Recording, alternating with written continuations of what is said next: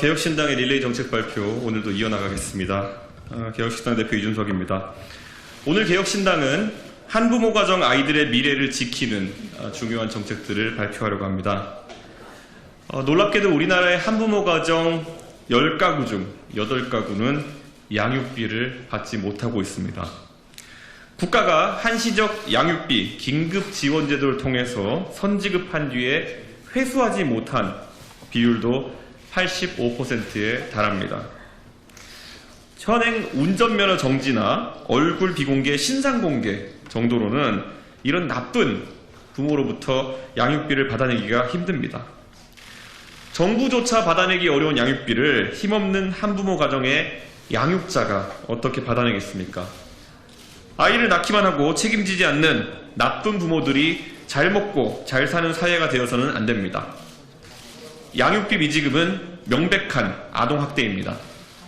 한부모 가족의 절반은 소득이 낮아 정부의 지원을 받아야 합니다. 한부모 가족과 양부모 가족의 아동빈곤율 격차는 37%에 달합니다. OECD 국가 중 3번째입니다. 대한민국의 부끄러운 민낯입니다. 최소 100만 명에 달하는 아동들이 생존권을 위협받고 있습니다. 늦었지만 이제라도 국가가 행동해야 할 때입니다. 한부모 가정과 아이들을 국가가 품어야 합니다. 개혁신당은 한부모 가정의 양육자와 그 아이들에게 3가지를 약속하겠습니다.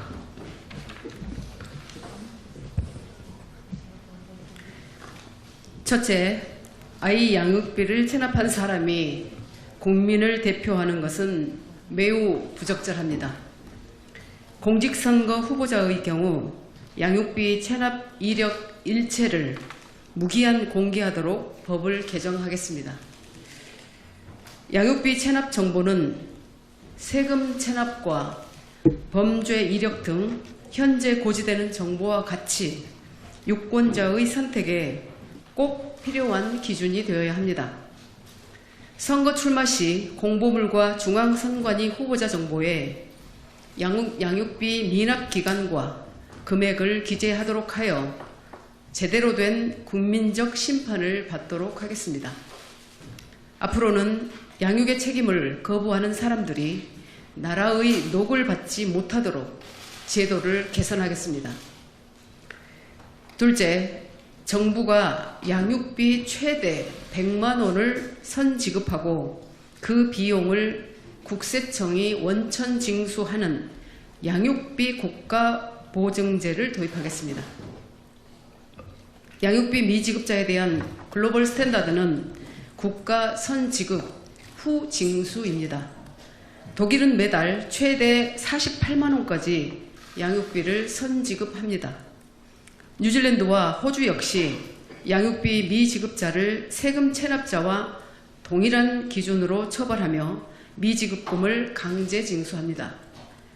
개혁신당은 양육비 국가보증제를 통해 국가가 양육비를 우선 지급하고 국세청이 사후 강제 징수하도록 하겠습니다. 비양육자의 근로소득과 연금, 임대료 등을 파악해 각종 수입원으로부터 자동으로 원천 징수되도록 양육비 지급 시스템을 선진화하겠습니다. 셋째, 양육비 대출 제도를 도입하겠습니다. 상황에 따라 아무리 양육비를 내고 싶어도 소득이 충분하지 않을 수 있습니다. 그런 경우에는 취업 후 학자금 상환 제도처럼 국가가 저리로 양육비 대출을 해주고 소득이 발생하는 시점부터 상환할 수 있도록 하겠습니다. 아이들은 표가 없습니다. 그래서인지 노인이나 장애인 정책에 비해 아동은 늘 우선순위에서 밀려났습니다. 우리 아이들이 대한민국 정치로부터 버림받아온 것입니다. 아이는 스스로 원해서 태어난 것이 아닙니다. 또 아무리 나쁜 부모라 할지라도 아이들은 끊임없이 부모를 용서합니다. 그러나 개혁신당은 나쁜 부모를 용서하지 않겠습니다. 우리 아이들에게 오늘보다 더 나은 내일을 꿈꿀 수 있도록 하겠습니다. 한국의 희망이 자라나는 그런 나라를 만들겠습니다. 감사합니다.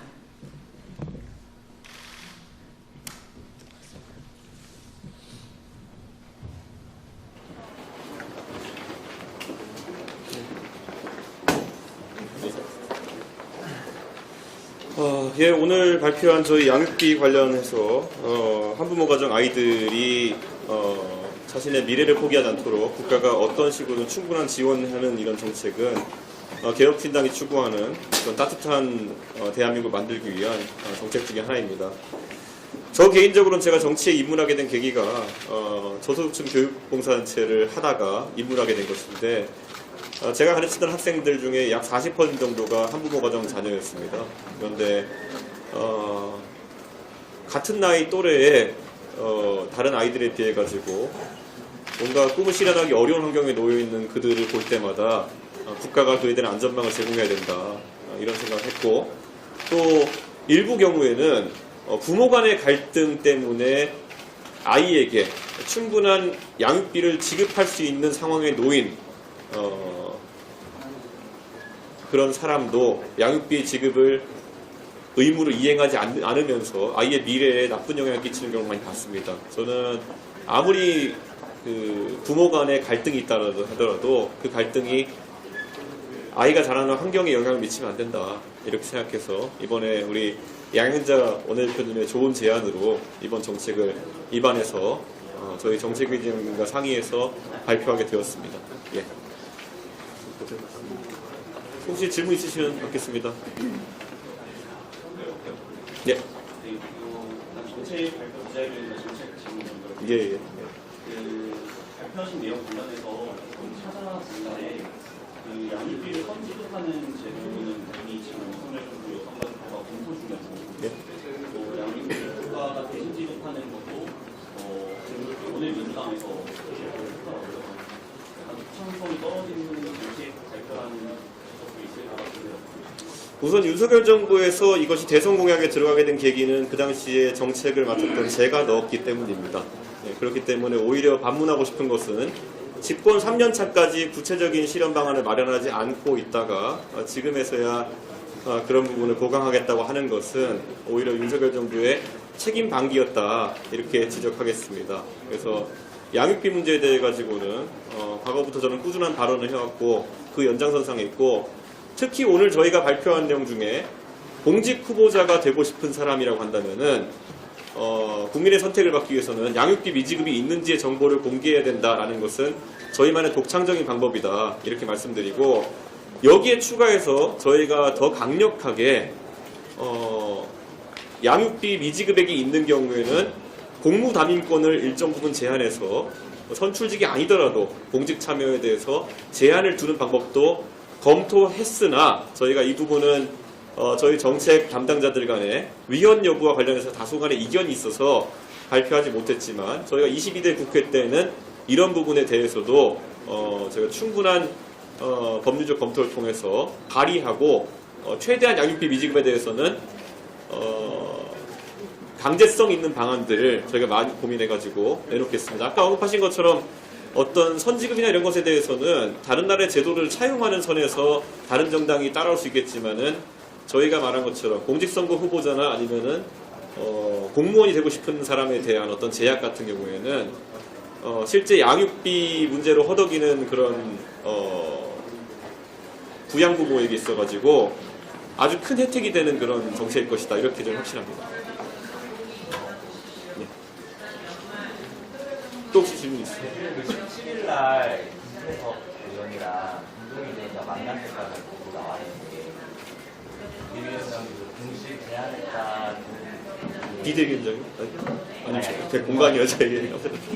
예. 어떻게 된 거예요? 실제로 그 전날 양현장 의원도 배석하셨지만은 최고위원회에서 이낙연 대표께서 그 당시에 다수의 의견을 모아서 저에게 김종인 위원장을 한번 설득해보라는 취지의 그런 말씀을 하셨기 때문에 제가 최고위원회의 뜻을 바탕으로 해가지고 제가 금태섭 의원님과 같이 찾아뵙고 상의를 드리게 된 것이고요. 뭐 그런 과정의 일환이었습니다. 네, 그리고 김종인 위원장께 저희 의사를 전달하고 아직까지 확답을 받거나 이런 단계는 아니다. 이렇게 확인해 드릴 수 있겠습니다. 근데 제가 아까도 제가 백브리핑에서 언급했지만은 그런 절차에 의해서 진행된 것인데 어떤 뭐 최근에 1년에 그 표결이나 이런 것에서 기획서를 제기하시는 거는 좀 저희 뭐 너무 사정을 잘 아는 당사자들 입장에서는 되게 당황스러운 부분이 있다. 예. 저희가 말씀드린 사실관계에 아마 새로운 미래 측 관계자들도 아마 맞다고 확인해 주실 겁니다. 예. 저희 최고위에서 저희에게 그런 부분을 좀 진행해 달라고 이낙연 대표께 스스로 요청하신 게 맞습니다. 예. 그럼 이제 일단 결과적으로는 결렬이 이제 확정이 됐으니까 앞으로도 뭐 김종인 위원장, 공관위원장 연대도 추진하실 건지랑 현역 위원 같은 경우 새로운 미래 측에서는 영상 공천에서 의탄하는 의원을 제출할 거다 이런 얘기가 나왔는데 혹시 뭐 민주당이나 국민의힘 현역 위원들 어떻게 접촉하실 생각이세요? 뭐 저희가 항상 접촉 상황이나 이런 것보다는 결과로서 말씀드려야 된다는 생각을 하고 있습니다. 왜냐하면 실제 저희가 어떤 가능성의 이름을 이야기할 때마다 너무 취재가 많이 들어가가지고 그 당사자분들이 힘들어하시는 경우를 많이 봤습니다. 그래서 아마 그 부분은 성과가 나는 대로 저희가 발표할 수 있도록 하겠습니다. 예. 또 예.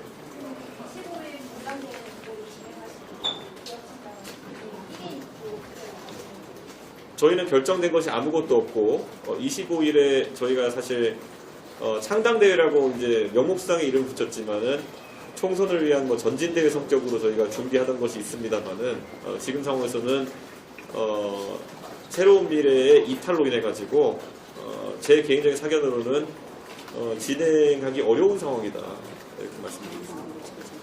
예. 그 대표 관련해서 한국유망과 개혁신당이 합당했을 때 그 당원 당규에는 1인 지도 체제로 되어 있습니다. 그래서 아직까지 합당 과정이 완료가 되지 않은 상황이었기 때문에 그냥 그대로 가면 될 것 같습니다. 네. 오늘 이낙연 대표가 이 창당 철회, 합당 철회 기자회견을 하면서 그 혐오와 그 배제 정치에 대한 지적을 했는데 그 부분에 대해서 혹시 어떻게 보시는지? 그러니까 특정인에 대한 혐오와 배제를 그 배복주 전 대표라든지 유호준 전 의원을 얘기해서 잘한 것 같은데 그 부분에 대해서 어떻게 보시는지 한번 제가 잘 설명을 드려야 될 것 같습니다. 이것도 한국의 희망과 개혁신당이 합당했을 때 한국의 희망의 가치와 지향점 HK연구원 북이 있습니다. 거기에 26페이지에 3-4항을 보면 자유와 책임이 명기되어 있습니다. 그래서 일관되게 제가 드리는 말씀은 그거에 근거해서 개인의 자유가 타인의 자유를 개인의 자유를 위해서 타인의 자유가 침해되는 그것은 자유가 아니라 전 폭력이라고 말씀을 드렸습니다. 그리고 자유는 무한하지 않기 때문에 향유하려면 분명한 책임이 뒤따라야 된다. 그러면 그 책임을 다하지 않았을 때는 어떤 조치가 취해져야 되는 것이고 그것이 법적 책임이든 뭐 범칙금이든 어떤 메시지든 그런 것들이 뒤에 책임으로 따라와야 된다. 이런 말씀을 드리고 그 기준 하에서 저희가 요청을 드렸던 것이고 근데 그거에 대한 답을 저희가 못 받았었습니다. 그리고 아까도 제가 백브리핑에서 언급했던 것처럼 저희가 어제 의결했던 당원 자격 심사 기구에 대한 부분은 논란이 됐던 인사가 원래 속해 있던 정당에도 있는 규칙이고 그리고 국민의힘이나 민주당과 같은 양대 정당에도 이미 있는 규칙입니다. 그렇기 때문에 저희가 아주 특별한 당규나 이런 것을 입안해서 저희가 규제하려고 하는 것은 아니다. 이렇게 말씀드릴 수 있을 것 같고 과거 정당 간의 합당이나 아니면은 이런 상황 속에서 제가 국민의힘 대표로서 국민의당과의 합당을 결의할 때도 마찬가지였지만은 우회 입당이나 아니면은 이런 경우가 굉장히 많았습니다. 그래가지고 합당 시에도 그런 걸 심사하는 경우가 더러 있습니다. 그래서 가장 비근한 예로 과거 더불어민주당의 위성정당이었던 더불어시민당과 더불어민주당의 합당 과정에서도 그런 합당 시에 당원 자격을 심사하자라는 논의가 있어가지고 그런 부분이 강화되었던 적이 있는 걸로 알고 있고요. 저는 아까 말했던 배제와 혐오를 말씀하셨지만은 저는 지금 시점에서 이런 말씀드리겠습니다. 그 개인에 대해 가지고 이야기하는 것이 불편하실 수 있겠지만은 보통 정당에서 이런 겁니다. 예전에 국민의힘에서도 강용석 변호사가 입당을 신청했을 때 그 개인에 대한 논의를 최고위원회에서 했고요. 최근에도 이현주 전 국회의원이 민주당에 입당하는 과정에서도 이현주 의원이 과연 적합한 인사이냐로 복당 심사가 벌어진 바가 있습니다. 그렇기 때문에 저는 제가 새로운 미래 측에 전달한 건 이렇습니다.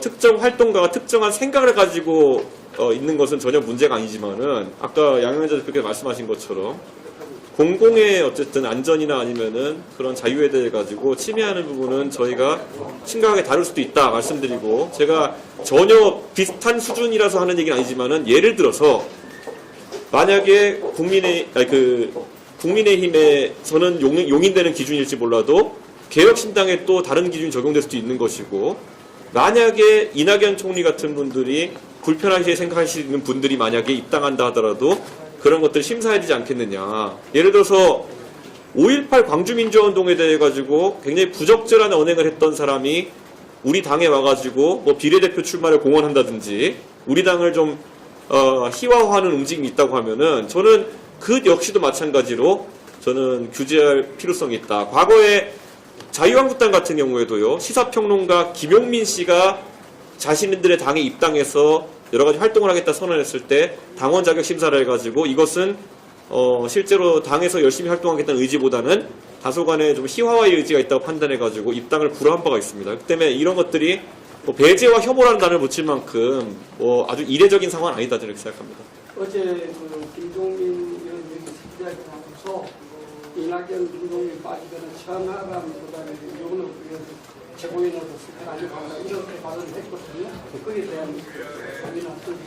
잘 아시겠지만 그런 것이야말로 기자들이 정보 보고 한 내용을 바탕으로 저에게 질의하는 것인데, 그 기자 간담회에서 제가 말했던 것은 외계인 키친에서 그냥 커피 마시는데 기자분들이 오신 겁니다. 그런데 저에게 질문이 들어왔기 때문입니다. 만약에 가정법을 만약에 새로운 미래가 이탈한다 그러면은 지도부를 어떻게 구성해야겠느냐라는 질문에 원래 개혁신당이 통합하기 이전에 천하람 최고위원이 있었고 그렇기 때문에 그들을 복귀시킬 수 있고 원칙과 상식의 이원우 의원도 지금 당직이 없으시기 때문에 참여하실 수 있는 것 아니냐.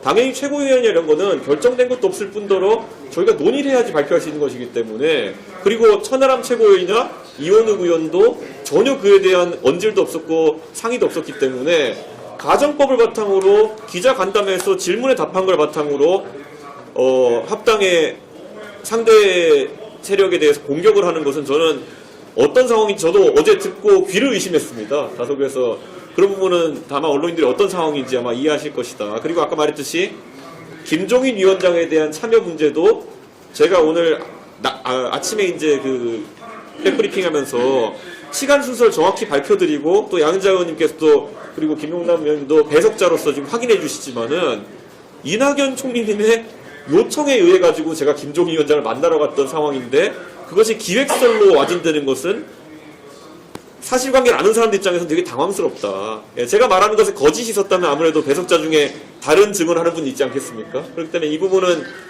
어떤 연유에서 자꾸 그런 받은 글이나 아니면은 정보 보고 있는 내용들로 정치적 주장을 하시는지 모르겠지만은 저희는 그래서 아까 기자회견할 때 헤어지는 마당에 전혀 그런 어떤 사실관계 다툼이라는 걸 할 의도는 없지만은 공격이 들어온 부분에 대해서만 최소한 저희가 사실관계 밝히는 겁니다. 예. 그 부족은 어떻게 하실 거예요? 한시요?